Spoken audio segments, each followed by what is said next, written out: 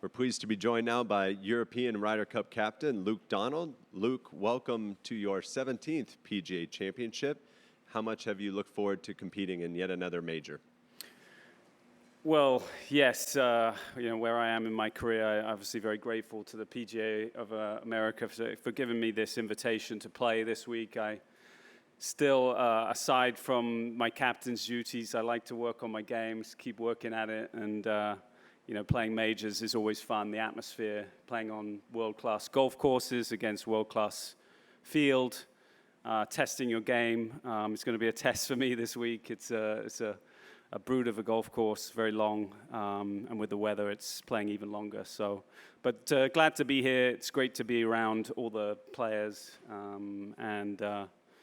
playing another major is always fun. Yeah.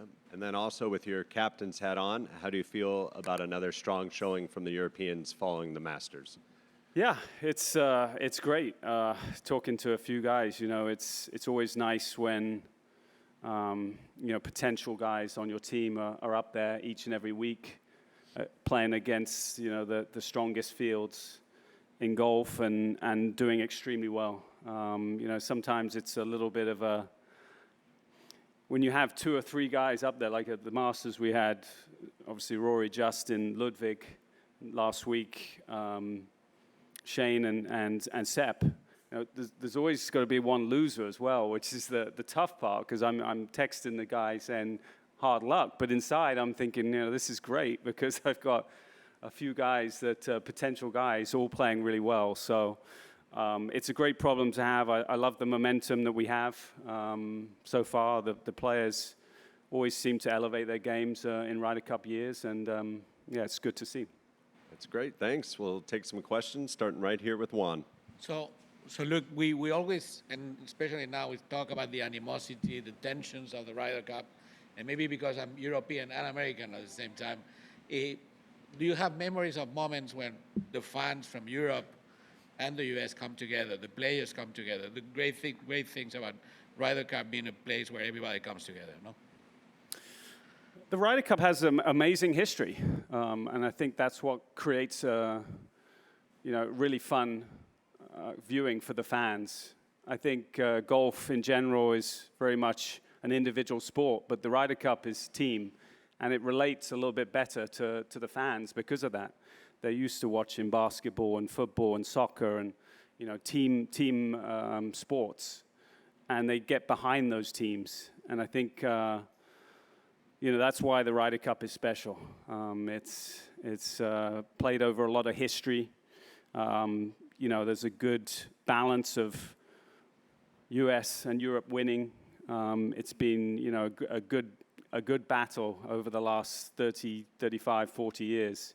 Going back and forward, and I think players love that, and then the fans love that, and the players certainly as captain for Rome, just seeing those relationships, those moments in the team rooms where they get to chat together and share stories and all that kind of stuff. I think it's just a very unique week compared to what we have the other 51 weeks of the year. So that's what makes the Ryder Cup very special.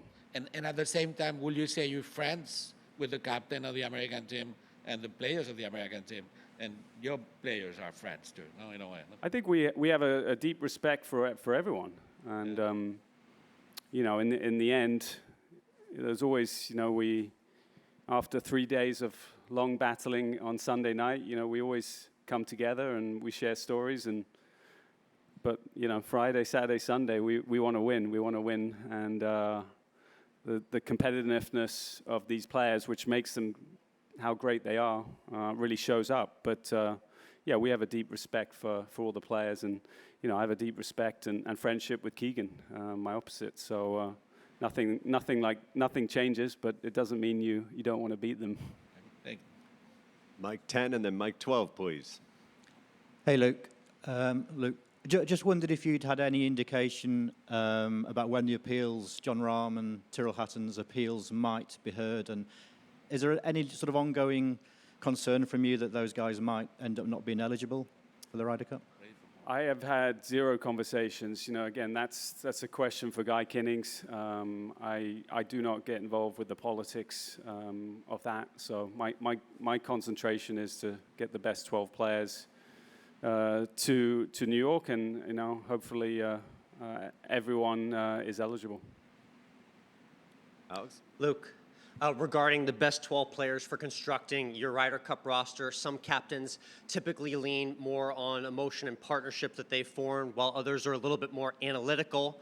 How are you going to strike a balance between the two, and do you lean one way or another for putting the team together? Yeah, we have stats on everyone. You know, and it's my job to kind of communicate with players once the team starts to form, to figure out good partnership matches in terms of personality as well. I wouldn't say it's one over the other. I think statistics and data is really important, but gut instinct and personality matchups is equally as important. So, and then you have to sort of match it to the golf course, and then you have to look at golf balls as well, which is another headache that we have to think about, especially the week before when we're trying to figure out those kind of ideal partnerships. Are there any candidates on the team that are petitioning themselves for that course, like you said, being a potential player to a course match, like you mentioned? No, it's a little too early yet. We still have 3 majors, a bunch of elevated events, Rolex Series events, so there's plenty of points to play for. So it's still, those guys are keeping their heads down and trying to make as many points as they can. Mike 7, then Mike 1. Luke, over here. As you reflect on where you were at the 2023 PGA Championship, as you were entering as a Ryder Cup captain that year, how do you feel like you've grown heading into the 2025 PGA Championship now? Well, I'm still 5'9", not hitting it far enough.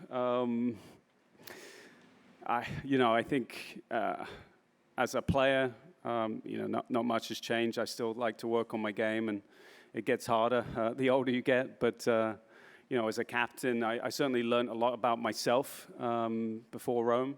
I've said it many times. When I was given the call, I think it was sometime around the week of the Canadian Open in 2022 that I was going to be the captain. I had some doubts. Whether I could fulfill the role, whether I had the abilities to do that. And I certainly in the last 3 years now, I've learned a lot about myself. I've learned a lot about leadership. I've learned about, how to come out of my natural introvertness a little bit more. I think it's only helped me as a person. It's helped me understand myself a little bit better. And it's been a challenge, and I think just as my individual career, I've always tried to push myself and go towards those challenges, and this has certainly been one of those. And I've loved every minute of it, even during the hard moments. Mike 1. Hi, Luke. Rory's obviously pretty good on any golf course, but what is it about this particular layout that seems to suit him so much? Well, it's a big golf course. It's not overly tight off the tee, but it demands length. And I think his high shot that he can hit right to left, there's quite a few holes that demand that sort of shot shape. That coupled with just a place that he's had success, and every time he has success, it builds, right? And you just feel more and more comfortable. You understand the greens, you understand how they roll, you understand the breaks. He obviously feels comfortable on the greens as well, but having, the greens have some slope, and having shorter shots, shorter irons into some of these greens, you can control it a little bit. It's a little bit like Augusta in that regard. So, it's a golf course that certainly fits his game. Up here to Mike 13.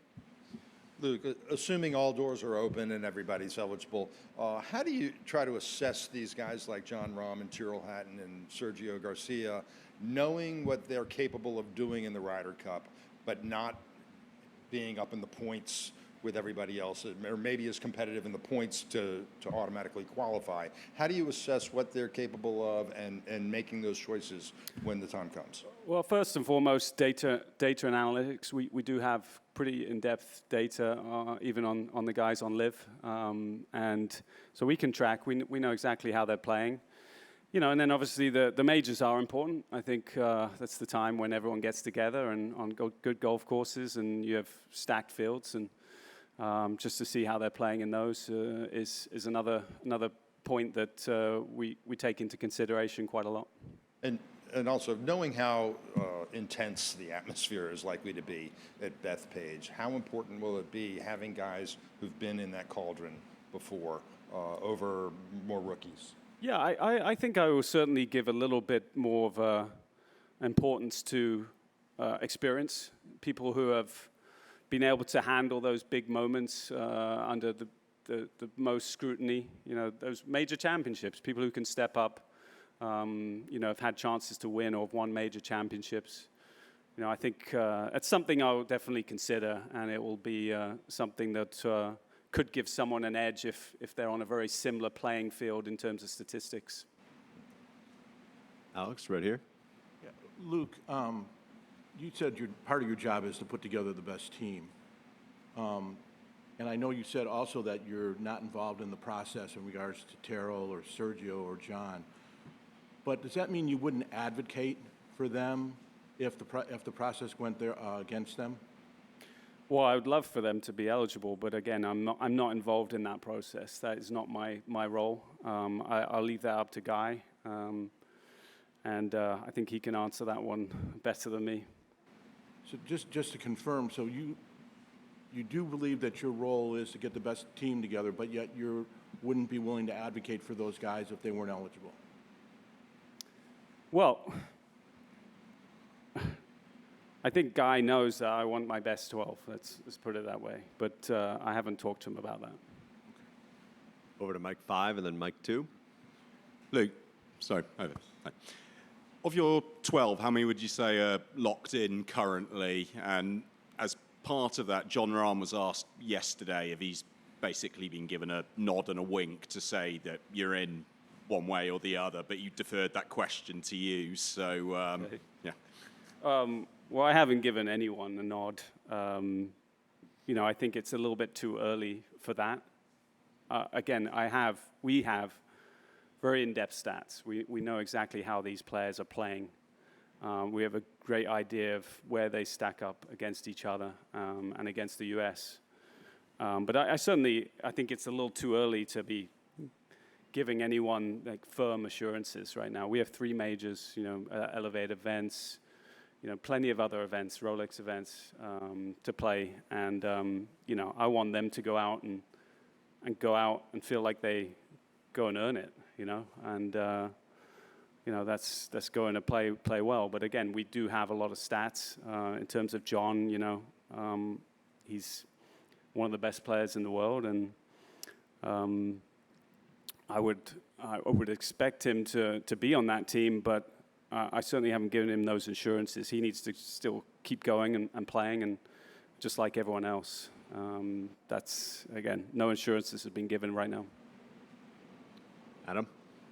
Luke, over here to your right. Somewhat related to that, do you watch Live Golf to see how those guys are playing? I tune in now and again, yep. Absolutely. Are the majors more important for those guys than on the PGA Tour because you have a little less sample size or less data for the Live players? I think majors are important for everyone.